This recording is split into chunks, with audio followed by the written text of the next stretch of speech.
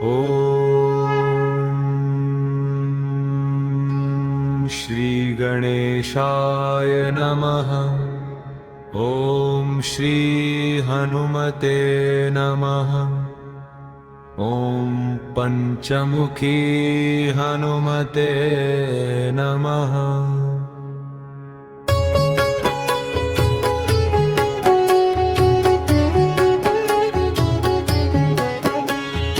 पंचवक्त्रं महाभीमं त्रिनेत्रं च महाबलं सिंहिकागर्भसम्भूतं हनुमन्तं नमाम्यहम्। ॐ हनुमते रक्ष रक्ष सर्वतो माम्। ॐ हनुमते रक्ष रक्ष सर्वतो मुखधारी रक्षतु माम्। दक्षिणे नारसिंहवपुर्मान् सदा पातु।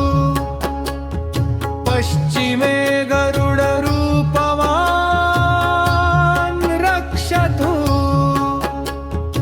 उत्तरदिशि वराहरूपः सदा रक्षतु माम्। ऊर्ध्वे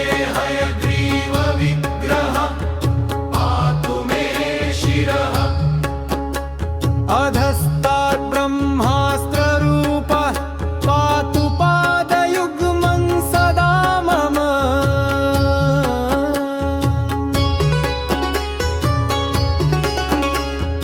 अष्टदिशि रक्षतु पञ्चवक्त्रः। स्वप्ने जाग्रति गच्छतः पश्यतः शयानम्। पश्यन्तं हसन्तं चलन्तं सर्वदा रक्षतु हनुमान् महाबलः। ॐ अञ्जनीसुताय महाबलाय रामदूताय तु। ॐ किल्किलाय वीराय विक्रान्ताय नमो नमः। ॐ भूतप्रेत पिशाचादिनाशाय स्वाहा। ओमसिधारा कृशानुवत्कवचं मे हनुमान् स्थापयतु।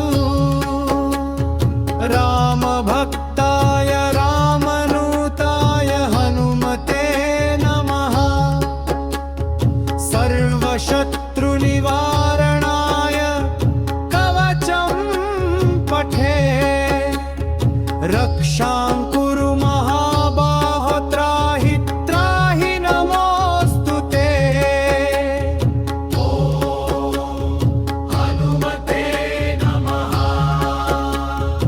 ॐ हनुमते नमः। ॐ अञ्जनीगर्भसम्भूतमारुतात्मजमुत्तमम् श्रीरामप्रियं भक्तं वन्दे यन्ताभयङ्करम्। पञ्चमुखं धरन्देवं हनुमन्तं नमाम्यहम्। पूर्वं तु वानरं वक्त्रं कोटिसूर्यसम्प्रभम्।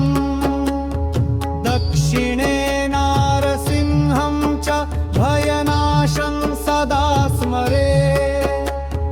पश्चिमे गरुडं वक्त्रं वक्रतुण्डं महाबलम्। तोम्बराहं च कामरूपं महाबलं। धूमं हयग्रीवमुखं शङ्खचक्रगदाधरम्। एवं पञ्चमुखं रूपं हनुमन्तं महाबलं। यो स्मरेत् प्रातरुत्थाय सर्वशत्रुभयं हरेत्। नाशयेत् दुःस्वपन्नं शुभं दुष्टग्रहसमुद्भवम्। अभिचाराणि सर्वाणि मन्त्रतन्त्राणि भूतले सपराधं न मुच्चेत्तु पञ्चवक्त्रं हनुमतम् यं यं चिन्तयते कामं तं तं प्राप्नोत्यसंशयम् श्रीराम जय राम जय जय राम श्रीराम जय राम जय जय राम ॐ हनुमते रुद्रावताराय नमः पञ्चमुखि हनुमते नमः ॐ रक्ष रक्ष हनुमते नमः जन्मते रुद्रावताराय नमः ॐ पञ्चमुखी हनुमते नमः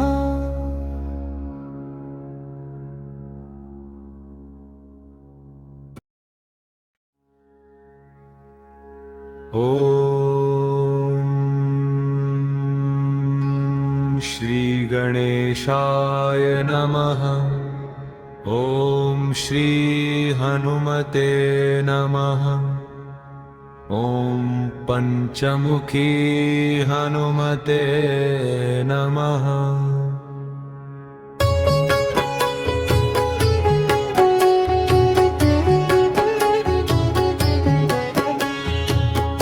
पञ्चवक्त्रं महाभीमं त्रिनेत्रं च महाबलं सिंहिकागर्भसम्भूतं हनुमन्तं नमाम्यहम् हनुमते रक्ष रक्ष सर्वतो माम् हनुमते रक्ष रक्ष सर्वतो माम् पूर्वे हनुमान् कपिमुखधारी रक्षतु माम् दक्षिणे नारसिंहवपुर्मान् सदा पातु पश्चिमे गरुडरूपवान् रक्षतु उत्तरदिशि वराहरूपः सदा रक्षतु माम् ऊर्ध्वे हयग्रीव विग्रह पातु मे शिरः अधस्तात् ब्रह्मास्त्ररूपः पातु पादयुग्मं सदा मम